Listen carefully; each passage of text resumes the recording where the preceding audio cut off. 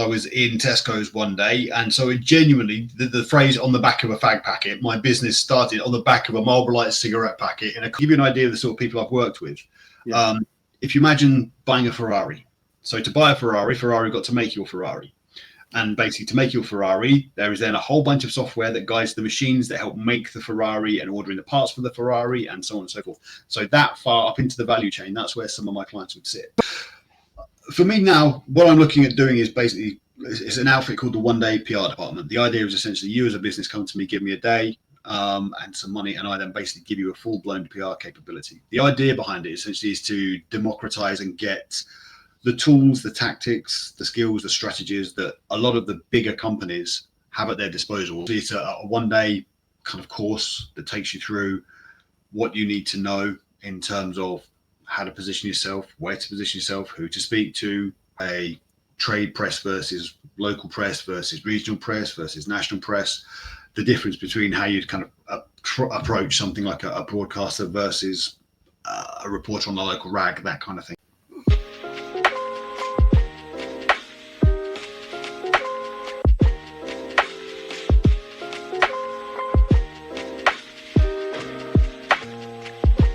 Ladies and gentlemen, welcome to another edition of Entrepreneur Insights. I even said that wrong. Entrepreneur Insights, all right? This week's guest, we have Crawford Warnock, and he's about to tell you, as usual, how they started their business from being nothing into what they wanted to be and grow, and that's why they're on here talking to me, Peter Francis. Crawford, how are you doing, sir? I'm all right, sir. How are you? I'm all right. All right. Okay, start off. Tell us about your business, where it started and how it started. Where and how it started. So I basically run a PR and media agency. And it started with me leaving, or being told if I left my agency, my prior agency, if I was to leave, that all the guys that I was working with at the time would leave with me. This was literally whilst I was in Tesco's one day, and so it genuinely, the phrase "on the back of a fag packet," my business started on the back of a Marlboro Light cigarette packet in a Costa in a Tesco's. Nice. And that's basically where it started. I had a phone call, a friend of mine said, okay, if you're prepared to leave, the people will leave with you, and what you're getting paid as a salary would immediately become your revenue. And that was basically the first start of it. So I sat down and honestly, let's say on the back of a empty packet of Marlboro Lights and 2 Costa napkins, figured out, could I start this? Could I do this? Would I do this? And went, yeah, why not?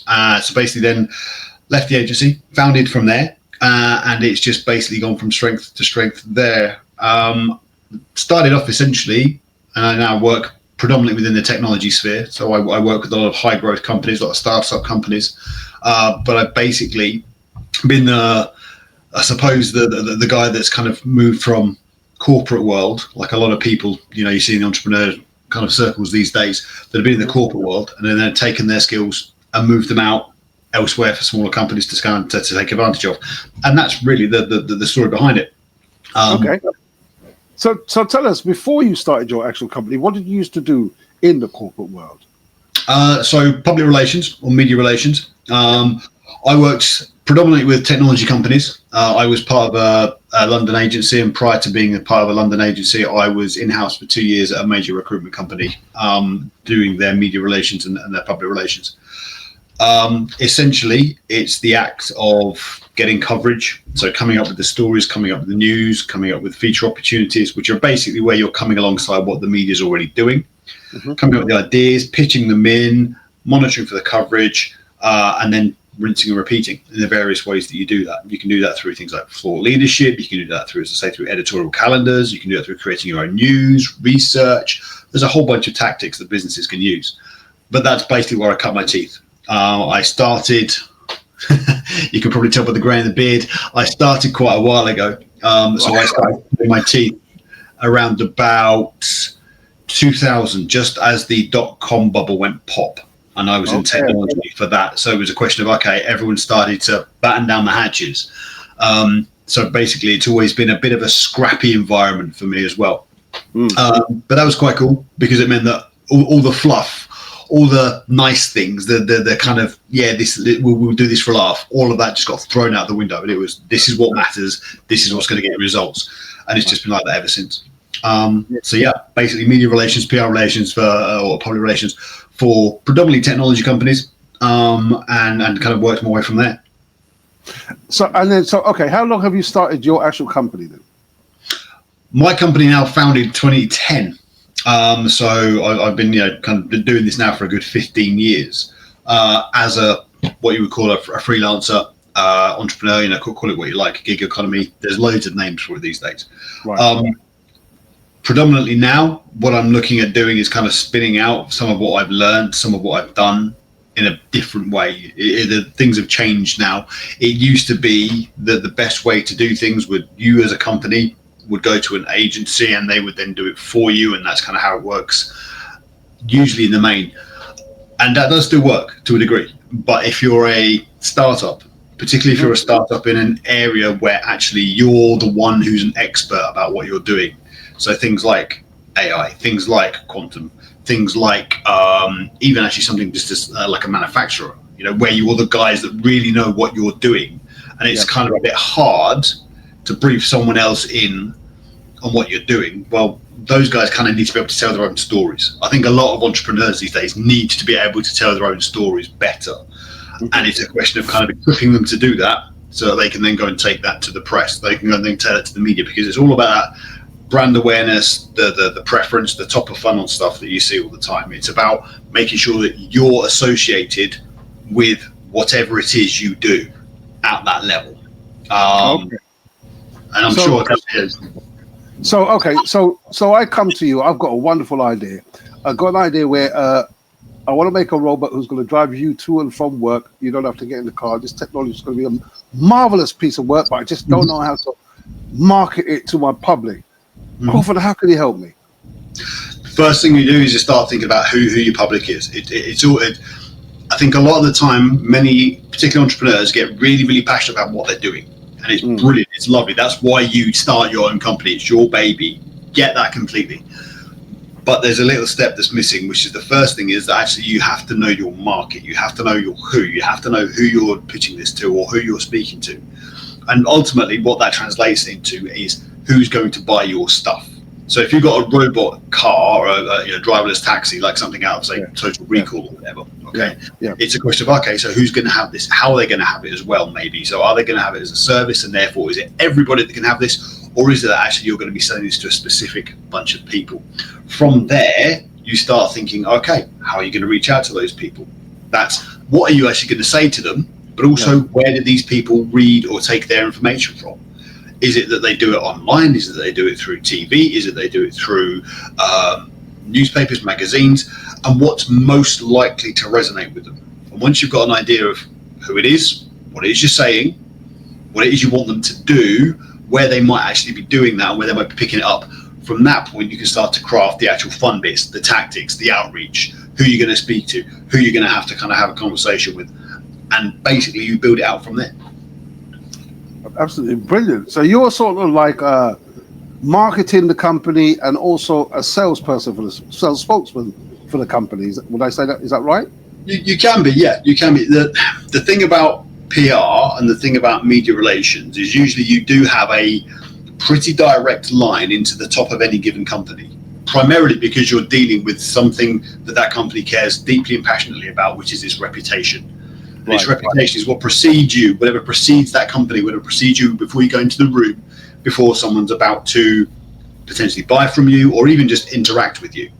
If you consider, for example, you're a comedian, so you know what it's like to have a bunch of people sort of know who you are before they come into the room to hear you do the show. Yeah, exactly.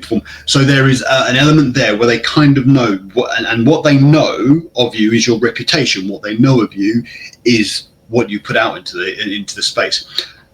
Because of that, and because PR deals a great deal with that, we tend to get a kind of a top line into we get to sort of get a top line into the top strategy and the very top of the company.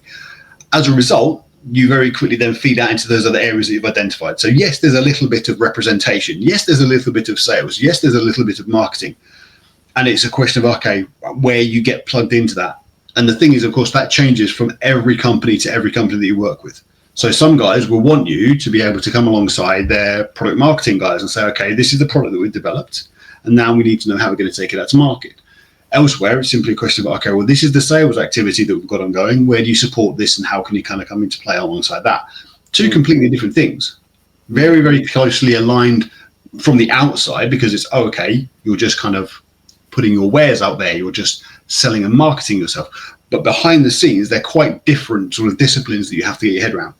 And the thing about PRs, the thing about media guys, is that we will usually dive in just as much as the people in a business. So we will kind of get as passionate, as absorbed, as wrapped up in the details as the company itself. So you can then kind of say, okay, right, let's go forward with this with a measure of confidence. You say you specialize in technology. Why is such a niche of a field in technology? I mean, for example, I'm a comedian. Would you ever consider doing someone like me, who's a creator, or do you specifically want to be in technology? The skills and the awareness and the knowledge are transferable. They can work just as much as they can do for comedy as they could do artificial intelligence, as they could do for retail, as they could do for a hotel.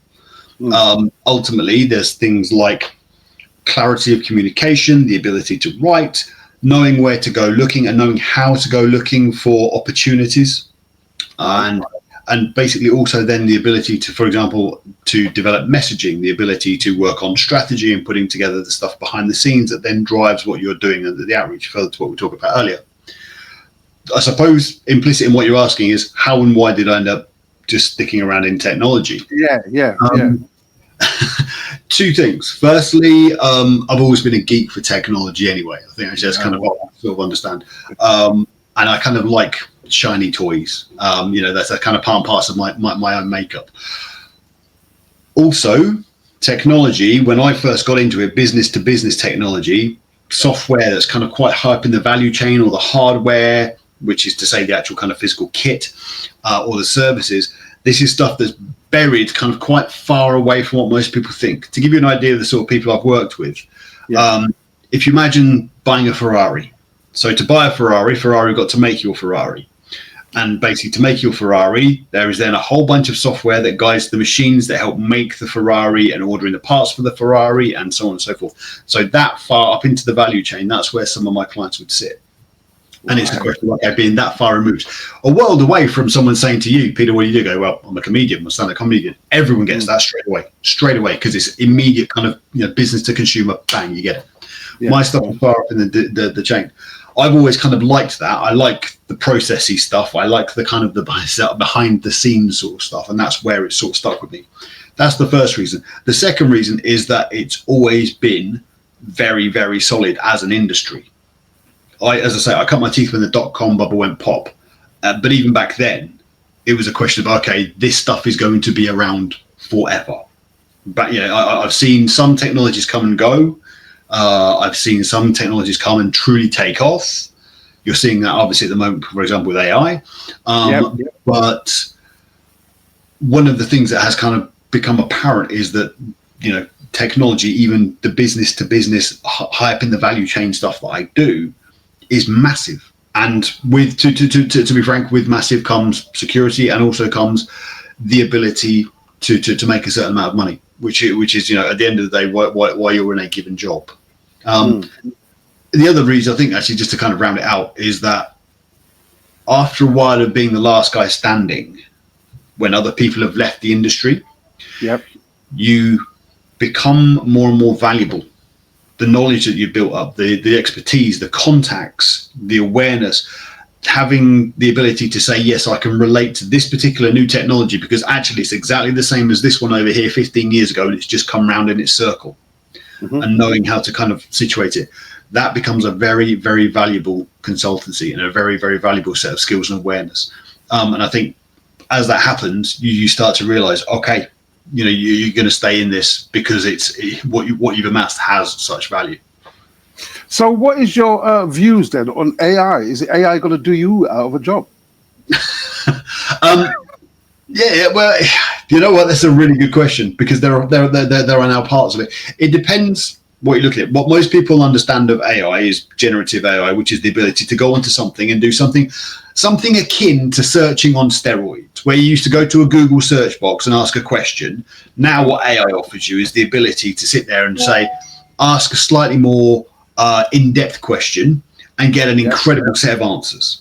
And that whole kind of prompt hacking conversational stuff that you do with generative AI, and what you can create in terms of not just getting words back, but the images, the moving pictures. And there are some truly incredible bits and pieces nowadays. One of the things that's attacking my social media reels at the moment, it's basically there's this bunch of like babies that do babies versions of well-known TV series. So like a baby's version of Friends. So it's like a little baby's version of Joey Tribbiani and so forth. And you're looking at it thinking, well, obviously it's been created by a computer and it's mad and it's kind of good fun and stuff like that, but it is also just really far out there. That sort of stuff, I wonder if, yes, kind of at some point, if that's going to create a sort of communications style that might do me out of a job. Although, to be honest, for what I do, as I say, so far up the value chain, probably less so, because you do need a certain amount of human intelligence. You do need a certain amount of human experience and expertise. The other thing, of course, is that then artificial intelligence at the moment, for what most people understand it with things like ChatGPT and what they're using for, is a bit different compared to what businesses will use it for. And I doubt that this is the place you'd want to get into a conversation, but things like the difference between generative AI and inference AI and agentic AI are already kind of running all the way through the business to business world. I think there is, however, to your point, the idea that, yes, creating stuff, be it words, pictures, and creating particularly stories around how a business can represent itself. Certainly now most businesses have got their head around, okay, well, there's this tool called AI that we can go to. You can go to Gemini. They know the basics. They know the basics. Yeah. I think there's a lot, although you say they know the basics. I think I think a lot of people are a lot quicker and a lot more clued on it, especially some of the younger guys that I see, the younger entrepreneurs, the kind of digital natives. They are incredible. They have just, a new technology comes along, they swarm on it, they feed on it, and the stuff that they can knock out is amazing, absolutely amazing. And it's a question of wow. And then obviously what happens is older guys like me go, how did you do that? Okay, let's have a chat and figure out if we can kind of keep up. And that's usually then also again then where that kind of ability to kind of say, okay, right, there's that wholehearted embracing of the technology by the younger guys, and it's like, okay, they've got the skill to just create something for the sake of creating, which is brilliant and lovely. But it's then, okay, right, how do we harness that commercially? How do we actually turn that into something that's going to be of value to a business? How do we turn that into something that's maybe going to actually make money in and of itself, or fit into a process elsewhere that makes money and makes a business move faster, better, cheaper, more effectively, whatever. So, okay, tell me some of your. I'll tell you what. Pinpoint one of your great achievements to date from what you've done. Okay. It's funny you should say. I've had course recently to be on a sales course where we're doing pitching skills and closing skills. And one of the stories that kind of came up was a story of an old client. So essentially, an old client of mine had one or two of his indiscretions from his mistress broadcast to the world. She basically took out a very large banner in the middle of Times Square in New York with a picture of them when he left his partner, who was not his wife. And basically the question was, okay, how do we make this story disappear? Part of a team of 4, and kind of, we had to then kind of very carefully, very judiciously make a story disappear. So a lot of the time, the great achievements are the things you don't actually see. A lot of the time, it's a question of, okay, what's controlled? But yeah, kind of £75,000 later, we've kind of made the story disappear. But it's a question of, okay, there are still traces of it out there. And kind of making something like the story around it, because you can imagine, obviously, a 75-foot banner in the middle of Times Square. It's kind of quite a large, loud public statement that you've then got to kind of work like heck to kind of make it go away. So that really hated him, bro. I think it's safe to say that there was a lot of strong emotion behind it, certainly. Definitely. But yeah, there's kind of stories like that, and everyone sort of kind of, in PR normally has a moment or two like that. The kind of, you scratch your head and go, I can't really believe that's all happened. You just talked about one of your achievements, Mhm. and so where do you want to take your business? For me now, what I'm looking at doing is basically it's an outfit called the One Day PR Department. The idea is essentially you as a business come to me, give me a day and some money, and I then basically give you a full-blown PR capability. The idea behind it essentially is to democratize and get the tools, the tactics, the skills, the strategies that a lot of the bigger companies have at their disposal into the hands of smaller companies, into the hands of startups, into the hands of high growth companies, and really just to level the playing field a bit. I have spent quite a lot of time with corporates and with big businesses, and it's great. But I'm now a very big believer in, okay, let's start looking at the regionals, let's start looking at the smaller guys and kind of really supercharging them, because it just needs to happen. Otherwise, all that happens is two things, really. The smaller guys tend to die off very, very quickly. And secondly, the discussions, the discourse that's had stays the same and nothing sort of changes. And also, to be honest, it's just it's a bit more fun and it's a bit more vivacious and it's a bit more charged and energetic for me. So that's basically what I'm doing. It's a one-day kind of course that takes you through what you need to know in terms of how to position yourself, where to position yourself, who to speak to, how to go finding the opportunities, things like the features, things like the thought leadership opportunities, where to kind of begin to position yourself for things like, say, trade press versus local press versus regional press versus national press, the difference between how you'd kind of approach something like a broadcaster versus a reporter on the local rag, that kind of thing. And really, it's all of that kind of condensed down into one day. So it's very, very intense. It's very, very kind of cost effective. And it kind of is designed for the smaller guys, really. Sounds like you like a challenge, bro. Yeah, I think kind of I do like a good challenge. One of the things that kind of actually has opened my eyes. There's an outfit that I kind of go up into the mountains with about 2 or 3 times a year now. About 120 of us lads disappear up into the mountains, be it in Scotland, Brecon Beacons, wherever, and it's 3 or 4 days, 72 hours, give or take, up into the mountains and just kind of no phones, no watches, a bunch of very raw, very real, open conversations against the backdrop of carrying 15, 20 kilos against your back and up into the mountains and then keep it going, and things like having to pitch your tent at night, that kind of thing. It's usually really quite choppy weather. And it's just that kind of, okay, going up against something and also then challenging yourself not only physically, but emotionally, mentally, when you're sitting there kind of sharing parts of your life with someone. And that has really, it's an outfit called XCC. And that has genuinely sparked in me a kind of a reawakening of, okay, yeah, let's get stuck into something. Because I think there is, even as an entrepreneur, if you achieve a certain level of repeat business, of what you're doing and so forth, it can be quite easy to slip into some level of comfort. What you're doing, partly because you've controlled it, you created it, and that's all great. That's absolutely great. But it is very easy for that to then slip into the idea of being a bit comfortable. So yeah, certainly kind of like finding places like the XCC lot to go and have a challenge is absolutely vital. That's absolutely brilliant. But I was going to say to you, this one-day course that you do, though, what would I achieve from it? What would I get from it? Okay, so coming from it, it's a question of, okay, yep, you've now got the skills and you've now got the strategies to go away and do it yourself. If you want someone still to hold your hand and say, right, we've got you, we can take you through this, then obviously we can kind of carry on doing that afterwards. So, for example, let's say, for example, you wanted to do a thought leadership program and you wanted to kind of put out material about the state of comedy in the UK, or you wanted to kind of be talking about what it's like to be a professional performer. And kind of, where that might be taking you and so forth. We create the thought leadership and we say, okay, this is where we're going to find places to put it. And we can absolutely work with you to help you draft it, help you pitch it in, and then kind of collect the coverage afterwards. And then most importantly of all, then use that to feed back into your kind of commercial process, so that actually it's not just about, hey, I've got some coverage, isn't that lovely? Put it on LinkedIn, put it on Facebook. Yeah, brilliant, marvelous. But that's not the end of it. You've got to then be able to feed that back in. And it's a question of, okay, right, well, you just got published in, let's say, The Stage or a variety piece or something like that. And it's a question of, okay, right, saying, right, now you've got reasons to hit every one of the last 15 venues that you've had conversations with, every one of the last 15 promoters, and kind of looping that back in.